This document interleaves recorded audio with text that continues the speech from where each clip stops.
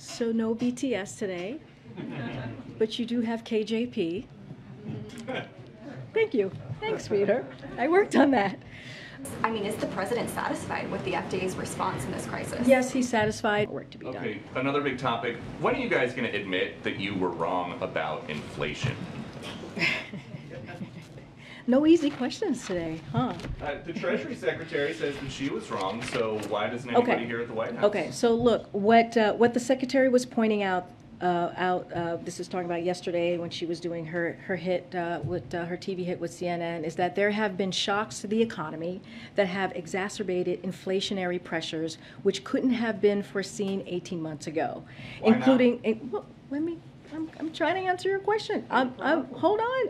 I was just getting to the why not, including. Look, I think I was wrong then about the path that inflation would take.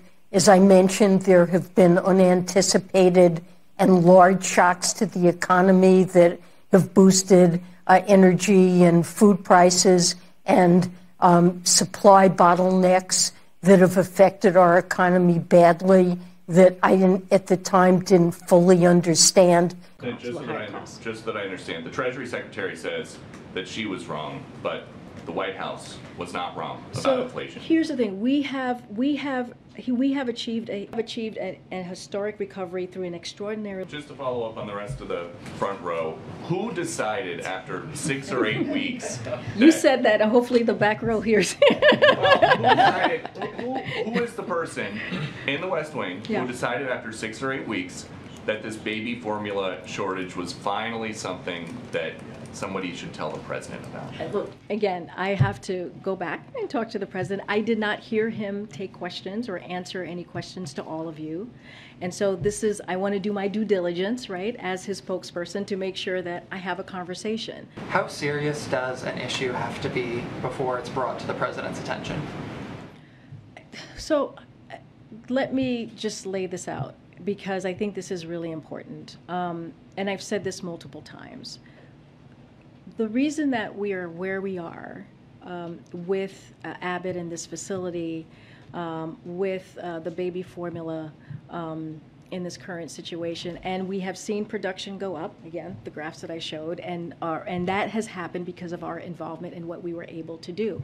The president deals with multiple crises. His administration deals with multiple crises. Laid a timeline for you of what we have talked about before, but I'm happy to reiterate at this time. So we have been working on this issue since day one of the recall. Healthy food, and so that is what we've been doing. When was someone called here at the White House to say this could be an issue that requires presidential involvement? So I don't have the timeline on that. All I can tell you, as a whole of government approach, we have been working on this since the recall in February. Here's the deal. I became aware of this problem sometime after April, in early April, about how intense it was. And so we did everything in our power from that point on, and that's all I can tell you right now. February 17th was the recall. February 18th, FDA issued instructions to states. Can we continue that through April? So I could say that, again, the recall happened on the day one of the recall. We took action as a whole of government approach, right, with FDA, USDA, as I just laid out. And the president understands, again, he understands how difficult this is. I met early on with those CEOs, and they were trying to figure out how they could move quickly, and you've been very helpful, so thank you. Government to make sure, since day one of the recall, to do everything that we can. So then perhaps the president wasn't aware of the work that was going on around the clock since February to address the issue? I mean, the president has multiple issues, crises at the moment. You know, when he walked into the administration, he talked about the multiple crises that we needed to deal with as a country. And so that's number one to remember. And then on the Wall Street Journal op-ed, in that essay, the president reiterated that he supports the independence of the Federal Reserve. He called on Congress to pass tax credits, and he also called again for changes to the tax code to bring in more revenue to drive down deficits. Correct me if I'm wrong, but these proposals aren't exactly new. I mean, we're coming up on a 40-year high of inflation. Does he have anything else? Yeah, in the I'm happy, pipeline? and I'm happy to lay that out as how he's fighting inflation. Look, as you just said.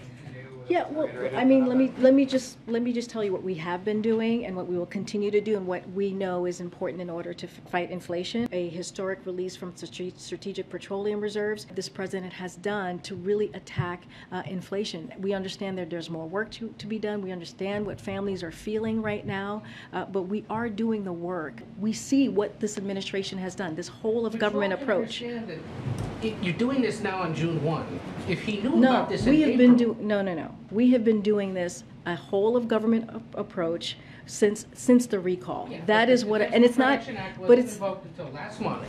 because That's we when had to make things sure. moved. We had to make sure and really look into what would work and what was the best direction to move forward. That's what we have talked about. We have talked to you all every day that. I understand you walked through what Secretary Yellen was talking about, but she still said that she was wrong then about the path inflation would take. President Biden made similar statements saying that inflation would be temporary. Brian Deese was here yesterday. I asked him the same question. Does anyone in the White House have regrets about how they talked about inflation, given that it has turned out to do exactly what they said it would not do? I mean, look, been foreseen 18 months ago. I mean, that is just a reality that we're to working with. And what all of his top aides said turned out not to be true and turned out not to happen. So I'm wondering if there's any sense within the White House that that was a mistake to say so, given that it turned out to occur very differently. Again, there were certain shocks to the economy that exacerbated the inflation for actually 3 years, and that's what we're speaking to. I hear you on that, but that still doesn't necessarily answer the question about whether inside the White House there is a feeling that there should be a concession like Janet Yellen made yesterday on TV, that the way that the administration talked about inflation was not best suited to describe to the American people the economic pain that they would eventually be feeling as we continue to see prices rise. I mean, look, the president is working, has said this over and over again. We have said this. We understand what the American people are going through. We understand the high cost that and so now we're going into a transition. There are things as it relates to inflation. I mean, I know you're asking me that the question of, did we speak about it wrong, or did we, say, did we, I don't know, misspeak or not have it right at the time? I mean, this is what I'm trying to lay out, is that there are things that happen. I understand that you guys did not. I understand that you did not predict that, but there were many economists, Larry Summers, among others, who were very clear in warning about the risks of inflation. Okay, so if we have learned anything the past 2 years, it's that our globalized economy is tied to the world around us. Yeah. Okay. And this is his White House. Karine, I actually had a follow-up to a question that we asked in here over 2 weeks ago, very much related to what we've been talking about. We had asked if there were specific actions that the administration took, including meetings, phone calls, briefings, either in February or earlier, to begin addressing the shortage. You had said at the time that you didn't have any specifics then, but you'd be happy to go back and get that information and be fully transparent. Yeah, it doesn't sound like you have that. No, I don't have that information. But again, I can say to you, since the recall in February, we have been working around the clock on this issue. Formula. All of my colleagues' questions have basically gotten to the same point, which is people want to know who in this building knew what when in the lead up to the formula shortage. You've said that folks internally were on this since day one. You said that senior leadership in the administration was on it. But you also said that you don't have that time frame. No, I said they were asking me specifically about the president, and I just don't have that time frame to share. What I can say is the White House began working on this from the first day of the recall, from day one of the recall, which was back in February. Are you able to provide or commit to providing a timeline of who knew what when? I mean, that's the same question that MJ just asked me, and I answered that question to her. I have laid down what has happened since the recall, which was on February 17th. So if the president is saying the baby formula manufacturers knew that things would be really bad as soon as the Abbott recalls happened, the shutdown of the plant happened, but he did not. I guess, can you help us understand why they knew but he didn't? Who failed to inform him? Why didn't he know if they knew?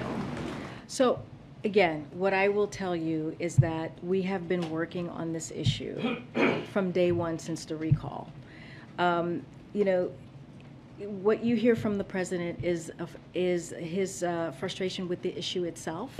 From our part, we did everything that we can from the moment that we learned about the recall to work 24/7 to make sure that the production went up. I guess that just doesn't address the question of why it was that the president didn't know when the manufacturers are saying that they knew. As soon as the recalls happened, as soon as the plant was shut down, that this would be a very serious problem.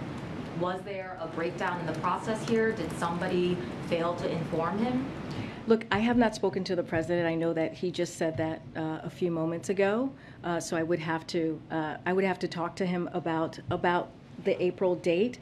Could you help us understand then, you know, you've said that the administration has been working 24/7 around the clock since February to try to address this issue. The president says he didn't understand how bad the issue was until April. So is it that you were working around the clock since February to address this serious problem, but the president didn't know? Just want to be clear about that. So the actions across the government began day one. How did that happen, that we've gotten so close to the 11th hour and you still haven't decided whether to invite anyone from Venezuela, including the opposition leader who you recognize as the president? I think if you've been following this administration for the past year and a half, 1 week is not the 11th hour when it comes to you know, how things move. And so that is a lifetime away for us. As what you're saying is that even if the president had known sooner, before April, that your response would have been exactly the same. I'm not saying when the president knew or didn't know. He spoke. I know he spoke to that himself, so I'm going to let that stand. I am saying that we have been working on this. We, as a whole of government approach, have been working on this since the recall, which was in February. And we've also laid out a timeline for you all so that you know what the steps that we have done. It sounds like you're saying, though, even if the president had known sooner, would that have made a difference? No, that's not what I'm saying. I'm saying that we have been working on this since we found out about the recall since day one as a timeline. That is what it's important here to know, that as a whole of government approach, we have taken this on since the first day that we learned about the recall. The president does said he wasn't informed about that until April, and then waited a full month to invoke the Defense Production Act and begin Operations Live Formula, which we're starting to see affect the marketplace now. So what is the reason for the disconnect there, and is he going to hold anyone accountable? So to look into how we got here, how this all happened, so he is calling for an after-action report, and so that is something that the FDA has said last week during their oversight hearings. Sorry, I said it's a lot for me, but does the president want to see an after-action report about how this building responded to that, because he wasn't informed until April? So look, let me just say that the president is frustrated himself. He is doing everything that he can